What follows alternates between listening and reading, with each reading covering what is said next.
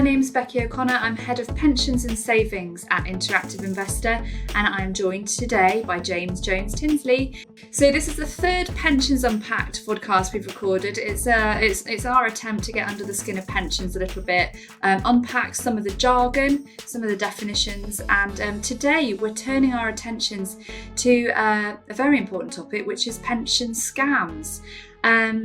So James, people may not be aware of pension scams and how they present themselves. Could you just first of all start with a kind of overview of what are the biggest pension scams that people need to be aware of? Okay, they've certainly been with us for a number of years now, generally speaking. I think it's fair to say that they definitely saw an uptick with the introduction of the pension freedoms in April 2015, because for the first time people were able to withdraw all the money from their pension in one go. And for any scammer, they'll be probably rubbing their hands in glee at the potential. And I think it's fair enough to say that although we didn't have much time from them being announced to them being introduced, I can certainly remember a number of people leading up to April 15 warning about the potential proliferation of scams that could result from the freedoms that would come in from there. And sadly, that's only come to pass. And I think although there are a number of very, very good bodies out there who focus on pension scams and trying to obviously minimize them and control them as much as possible, millions and millions of pounds have been lost to scammers. And I think what you get figures given as official figures, but I think in reality the true figure is likely to be far larger, because a number of people are probably reluctant or embarrassed to even admit that they've been the victim of a pension scam. I think with the benefit of hindsight, in terms of the biggest scams, probably from about a decade ago, we saw a lot of what could be described as esoteric investments. And what do I mean by that? Well, investments in weird and wonderful things like overseas bamboo plantations or new hotel resorts in very far-flung, attractive sounding places like Cape Verde, as well as more domestic types of investments like car parking spaces, typically at airports, or store pods, where people rent out a building or a unit in which to store things. And all these ultimately people have been encouraged, let's say, to invest in these, typically by people who have introduced them to it, albeit these people aren't regulated by the Financial Conduct Authority, and they've been encouraged to put, if not all of their pension savings, then certainly a significant amount of their pension savings into these type of investments on the basis that they're going to give fantastic returns over time. And unfortunately, a lot of them have just failed, and ultimately people have lost their pension savings as a result of that. So it's that promise of higher returns that's luring people in, particularly at a time of sort of, lower growth and sometimes smaller pension pots, and people thinking they've got to make the most of it. And one way they're tempted to do this, I guess, is by the higher return promises. That's right. And I think it's, think of the old adage, if it sounds too good to be true, it probably is. And I think that's probably the overriding phrase that you could use for all pension scams. And it's also the way that people are tempted to take advantage of them, in terms of people being contacted out of the blue by somebody offering to maybe do a review of all their pension plans for them for free. And it's that initial hook to get people interested, and then they're incredibly masterful at how they can work their way into that person's life and find out all about what they've got, and ultimately get them to transfer the money to something else where the benefits or the returns are, fantastic, and they'll never look back. And unfortunately, they will, with great sadness. That offer of a free review sounds like it could come from a bona fide independent financial advisor, doesn't it? That's very cunning. Well, it is, and that's the reason why we do have the FCA's register of financial advisors, and I would certainly always recommend that if anybody is contacted from somebody that they've not spoken to before, that they get full information about who they are and who they work for, and then ring off and do the necessary checks via the FCA register to make sure that these people are bona fide. The trouble is, they're so clever at working their way into the conversation. It's often difficult to be able to ring off, and go back again, because they probably won't give a forwarding address or a phone number if they're ringing for nefarious means. And that's another telltale sign, isn't it? The sort of urgency with which they would want a decision from you about something, and the kind of, you feel like you're, on the end of a sales pitch rather than, a genuine financial product offer. I think that's it, Becky. And I know I've heard stories about people saying, we've got to get this done quickly. The closing date is fast approaching, and if they get far enough with that individual, I've even known them send couriers round with the paperwork to get them signed there and then, on the basis that they need to do it before this opportunity goes forever. So, I mean, they're going to great lengths to get people to sign on the dotted line and then probably regret it ever after. And do they tend to know about people's pension arrangements already? Would they know how much is in someone's pension, for instance, or are they literally, cold calling? And do they try and extract that information from somebody? It's probably more likely the latter than the former, Becky, and I know something we probably will talk about on this particular call is the pensions cold calling ban, and that was introduced in the beginning of January 2019, so nearly 3 years ago, as a result of people cold calling. And I mean, this is nothing that's specific to pensions, because all these calls that people have been receiving inevitably could be about anything and everything, and where the phone rings and you pick it up and then there's just silence at the other end because they're simultaneously dialing thousands of numbers and seeing who picks up first and going with that one. But it's so frustrating to the person who's receiving all these calls. And I think a large part of what comes in with pension scams is the vulnerability of people, and particularly if it's, say, an elderly person living on their own, it can be quite distressing to be getting all these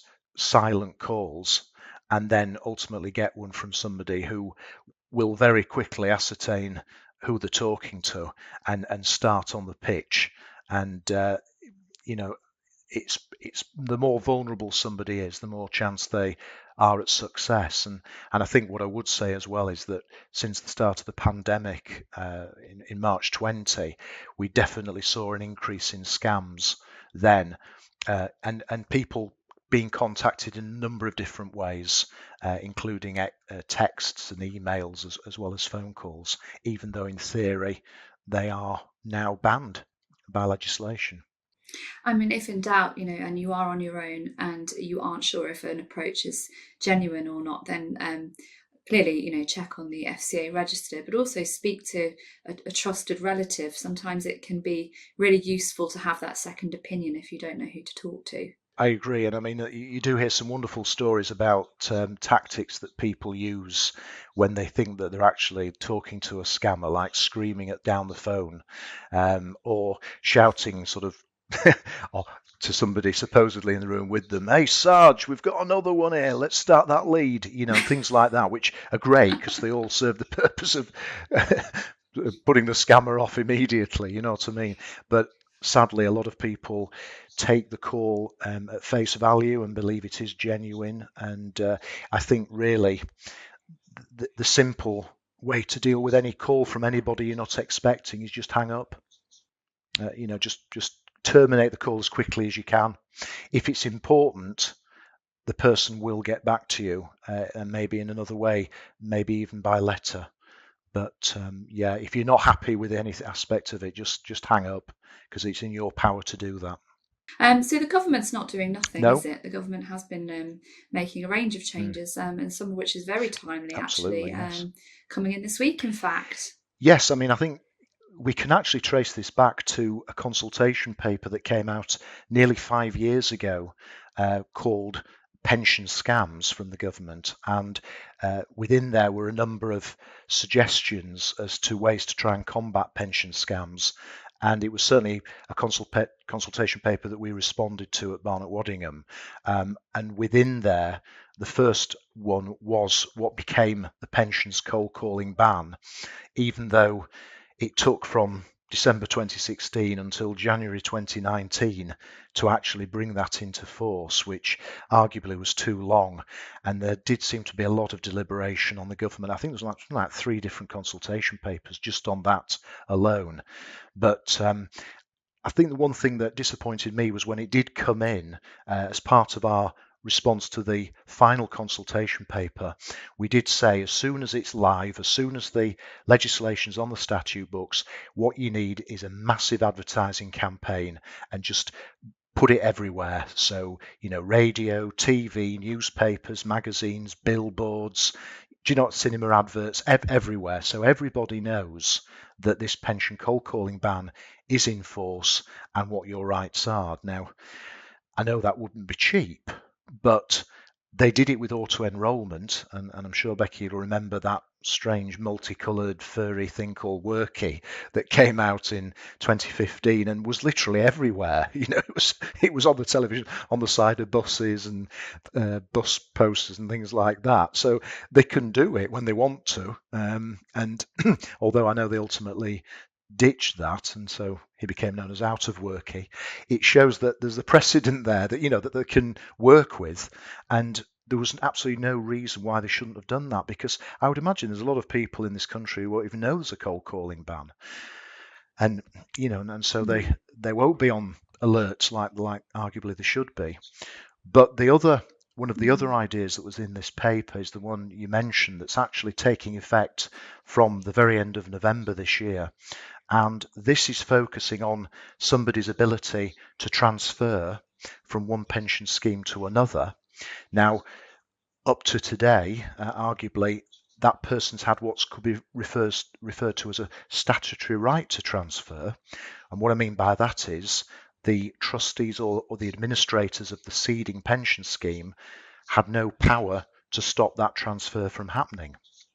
Well, what's happening now is that from the 30th of November, the trustees or administrators or operators of a seeding pension scheme, the scheme where the money's coming from, if they suspect that the receiving scheme is a scam, they will have the power to actually stop that transfer from happening. And that is a very important power for them to have. And clearly, they've got to be absolutely satisfied as best as they can that they have reasonable information to suspect that the scheme that the money's going to is a scam. So I'm not saying that suddenly every transfer is going to be prohibited, because it's not.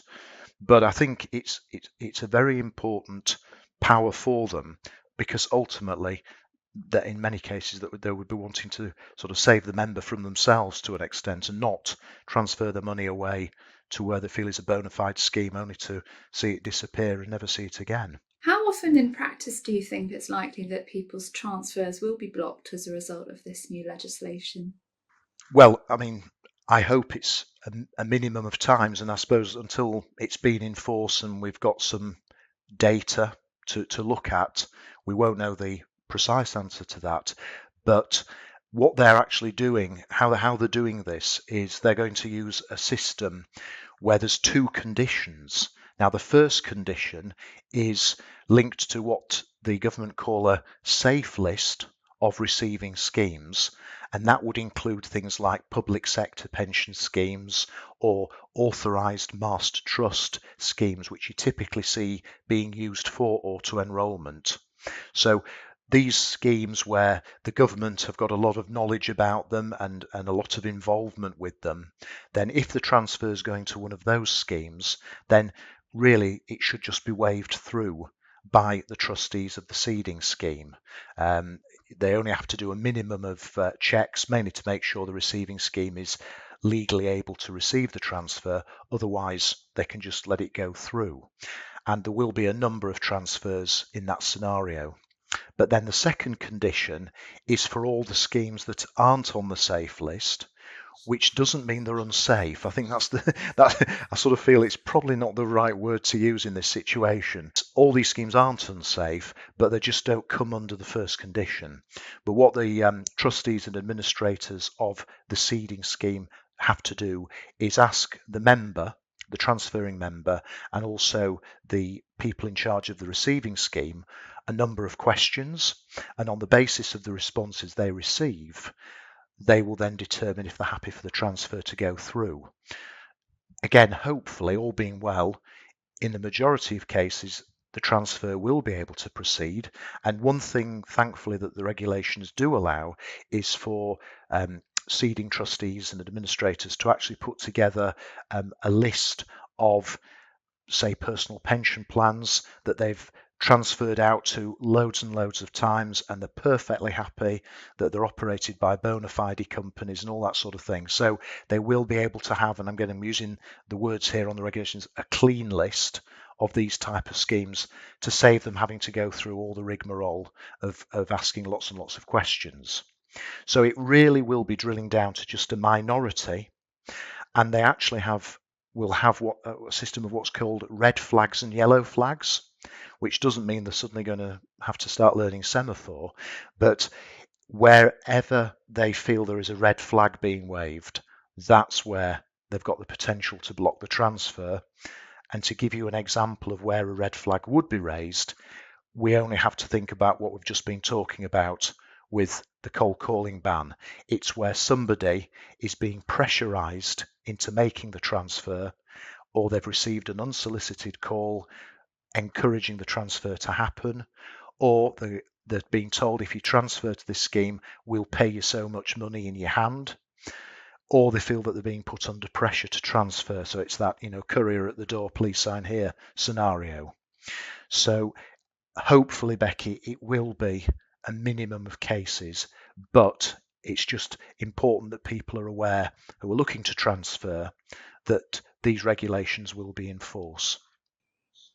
It sounds like they could make a huge difference in terms of preventing scams, actually, just this one move, because of course you put that blocker in, it makes it so much harder for the scammers, doesn't it? Well, absolutely, and I genuinely hope that will be the result of all this, and in the same way that we hope the pensions cold calling ban would be, but because that was very much UK focused, the scammers didn't just sort of think, oh well, that's it, we'll call it a day now and go and get a proper job. They just moved offshore, and so they're doing it from abroad rather than in the UK. But you're right in that it does mean, hopefully, that there is that rigorous way of avoiding scams happening and people ending up losing all their money. So it's a very laudable thing that's been done. Part of me just wishes it could have come in far sooner than this year, because sadly, more and more millions of pounds have been lost to scammers in the meantime. And just briefly, can people get compensation if they are victims of a scam? There is a compensation process? There is a compensation scheme. Well, there's certainly there is a compensation scheme, but it's not always straightforward.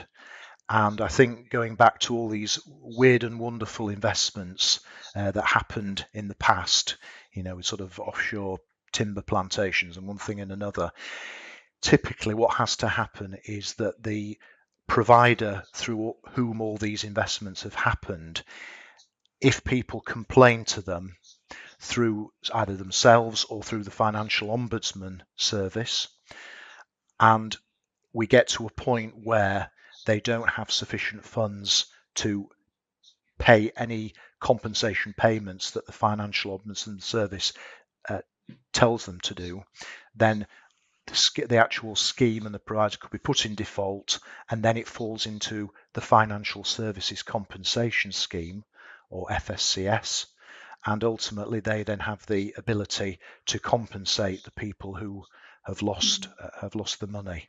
There's no guarantee they'd necessarily get 100% back of what they had invested, but hopefully something's better than nothing, and there's certainly been a number of examples of that.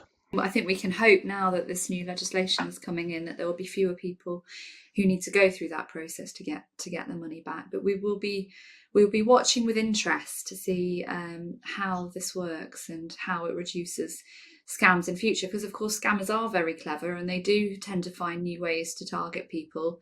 Sadly, it is an evolving beast, for want of a better phrase, and it won't just suddenly stop. It will morph into something new. I mean, I think another thing that's worth mentioning is that the FCA and pensions regulator do operate a very good website called ScamSmart. And that's definitely worth anybody looking at, because that does set out a number of things to watch out for if you are contacted about something to do with pensions, and sort of the telltale signs that it could be a scam. And also within the regulations we've just been talking about the statutory right to transfer, if a yellow flag is raised by the seeding trustees, then in order for the transfer to proceed, the transferring member will have to attend what they call a scam guidance session with the Money and Pensions Service. And so that's another thing that hopefully will help to inform and educate people into making sure that they're not transferring to what is nothing else but a scam. Absolutely. And I think it's worth saying as well that even if you don't feel suspicious about a contact from somebody you don't know about your pension, it's still always best to err on the side of caution, isn't it? Even with these new rules in place, just never assume that anything is safe. I think it's probably the best policy, and work from a place of not trusting rather than trusting somebody who approaches you first. I think that's it. It's a sad indictment, isn't it, that we've got to think that way? But I think it's absolutely right that, if you've not proactively sought information from somebody and you've made sure you know who you're talking to in the first place, then to suddenly receive some communication from someone out of the blue, that's got to raise the proverbial red flag from the start. And I think what I'd say, as well as hang up, or just don't react to a text or an email or anything like that. Don't be rushed into anything. It's in your power to take as long as you want to take, and do all the necessary checks and balances. Yeah, absolutely, yes. Which in some cases people have saved up for years and years and years. Listen, thanks very much again, and looking forward to the next one.